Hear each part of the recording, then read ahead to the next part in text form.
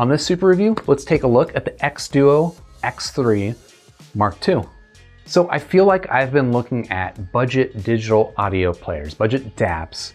Been looking at these things for a while, and I still don't really have a strong recommendation, or at least a recommendation that I can give without some caveats. I would say right now, my favorite budget DAP is still probably the FiiO M3K, but my one complaint with that is I don't think it has enough buttons.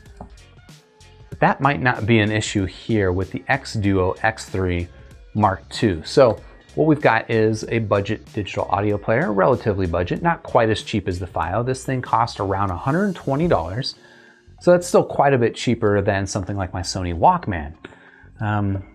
As I alluded to, there is no shortage of buttons on this thing, at least in terms of pictures. I'd be surprised if I open it up and find out these pictures are lying to me, but I'm actually pretty happy about there being a lot of buttons. And if that seems like maybe a superfluous thing, I don't know, maybe it's just me, but one of the reasons that I like having a standalone audio player versus just using my phone is I like having physical buttons. And the xDuoo X3 Mark II, it's got a lot of buttons on it.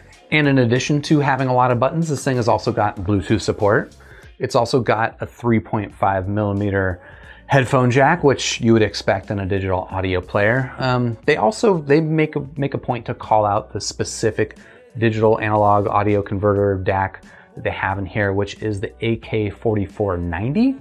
Well, that's a DAC that you can find in some pretty nice audio players, and I've had some experience with it before, and I have no complaints. That said, I don't know, I don't have the kind of ear that can really hear a big difference between DACs. What I'm more interested to see is, what is this thing like to live with? What is the UI like? How is the battery life? And do we finally have a budget DAP that I can recommend without any really big caveats? Let's go ahead and open it up. We'll find out what we get inside with the X3 Mark II. And then I'll come back and I'll let you know.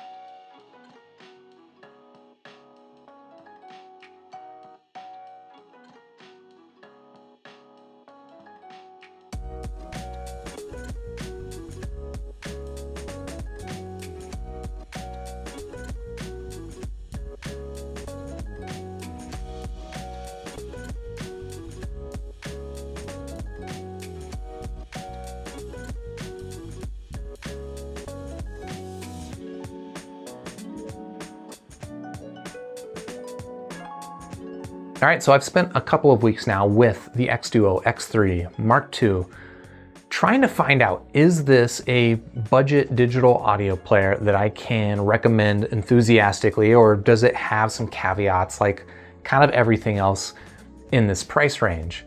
And before I answer that question, or maybe the answer to that question is a long answer, so I'll get started by talking about the build and the physical aspects of the X3 Mark II. And I think just overall size-wise and how this thing feels to hold, it's pretty good. I think that the size is fairly compact.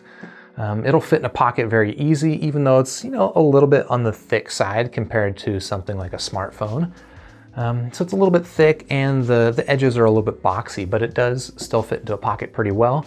And I think that it's not so small that the UI suffers for it, right? Some players are so small that they cram a lot of UI into a little bit of space, and maybe they have to sacrifice on the number of buttons that they give you, or maybe they have to sacrifice on screen size. And I think that the X3 Mark II is basically at the ideal size where you don't have to sacrifice on anything. There's plenty of buttons and plenty of screen.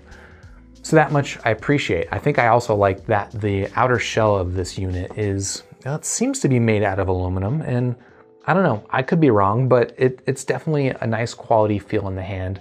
And whether it's aluminum or a really quality plastic, I don't think I care, because it just feels nice and I don't have to worry about it. Going around the outside, we've got a couple of audio ports on the bottom. You've got a 3.5mm headphone out, as well as a line out. You've got USB-C for charging, and you can use this thing as an external DAC, but to be honest, I didn't use it for that purpose. So I don't know, if you've got any questions about that, feel free to hit me up in the comments and I can try it out and answer your specific questions, but that's not a thing I tend to use these players for. Other comments on the physical aspects of it is, well, I mentioned that there are plenty of buttons on it, and there really are. A lot of small compact digital audio players will make sacrifices on the number of buttons that you get. Very commonly, you'll get 3 buttons. You'll get a pause, and then you'll get volume up and down. And for me, I don't know, that's not really enough. One of the reasons I want a digital audio player versus listening to music on my phone is I want access to buttons. I want to be able to pause and play this thing while it's in a pocket, skip tracks. I want that stuff. And here with the X3 Mark II, all of that is available. And again, that's something I appreciate. If I had any complaints with the build of the X3, let's say one, this thing shipped with a screen protector over the screen, which is kind of a nice touch, but the screen protector, the pre-installed screen protector, had bubbles under it, so I removed it. I'm not too worried about the screen, to be honest, but I don't know, that's a little funky. You've got a button on here. Most of these buttons make sense, but one of them has like a Windows logo, and what that button does is a little bit of a mystery. I mean, you hit the button, you find out what it does, but it's contextual. And it being a Windows key, I don't think really helps elucidate what to expect when you hit that button.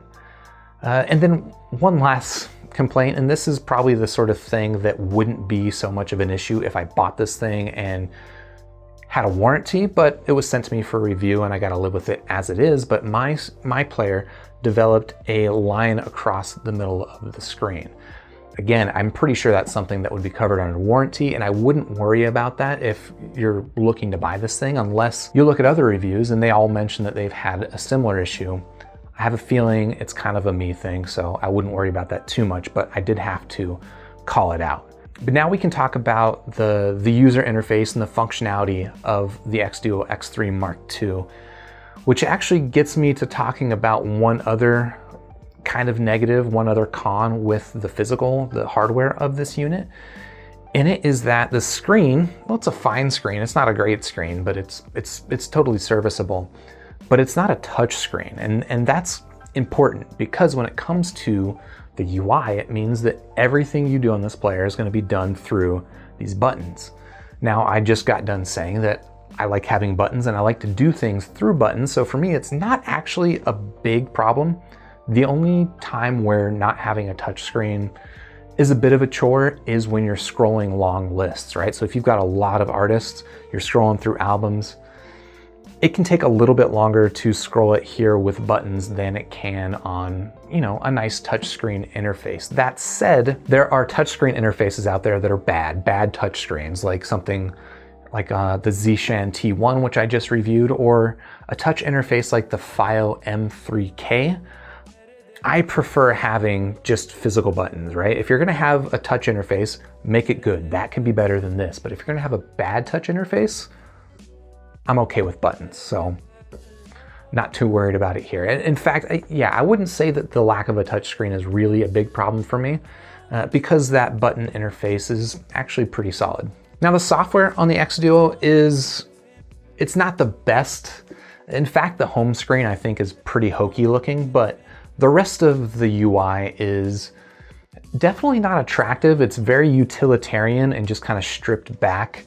And I'm okay with that look, but I don't know, it's definitely worth calling out, right? If you get something like a Sony Walkman, a modern Sony Walkman, it's got a nice clean UI.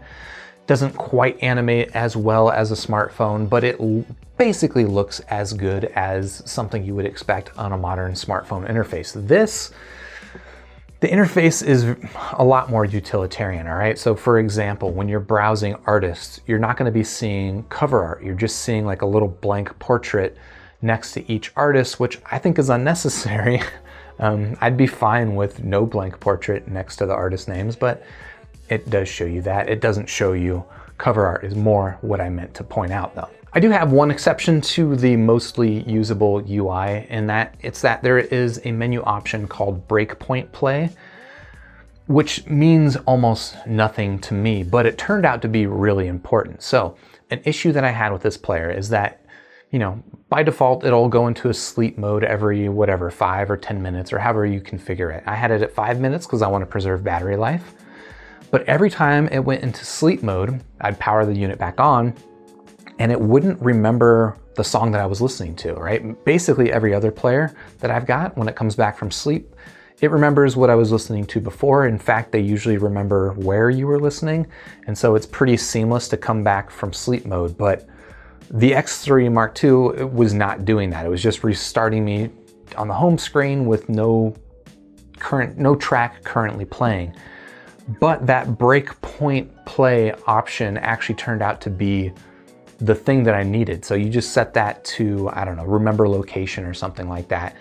And you will get sensible sleep mode recovery functionality out of the xDuoo. That is something that I think is totally worth knowing before you go into this thing. If you get this, you should definitely enable breakpoint play. Unless, I don't know, maybe you've got some use case where you don't want the player to remember what it was doing when you come out of sleep mode. I do still have one small complaint about the sleep mode, and it is that the sleep mode recovery, like when you come out of sleep mode, it takes quite a long time. I would say it's probably about 20 seconds of boot up, which might not sound like it's that long, but if you're like commonly playing music, you have to turn off the music, go do something else, come back, and every time you do that, you have to turn this unit back on, it's gonna become annoying. And for me, it did become annoying.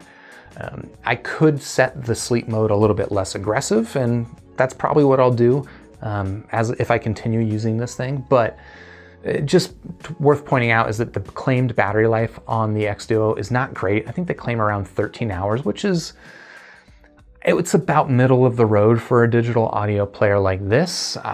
My favorite audio players are things like the Walkman A45 or the Cowan Plenu D2, and those both have like 30 or 40 hours of battery life, which is what I'm used to. So with a player like this, I've been playing it safe and I've got an aggressive sleep, but it turns out it's kind of annoying.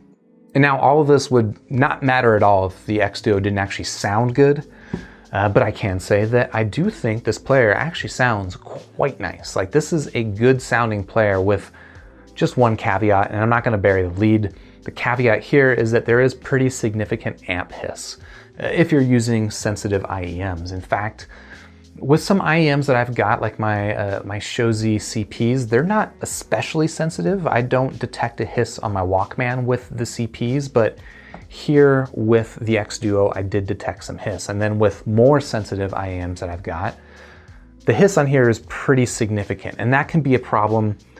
Once you're listening to music, you're not going to hear that hiss. In fact, I think the overall sound signature of this thing is quite good, quite clean.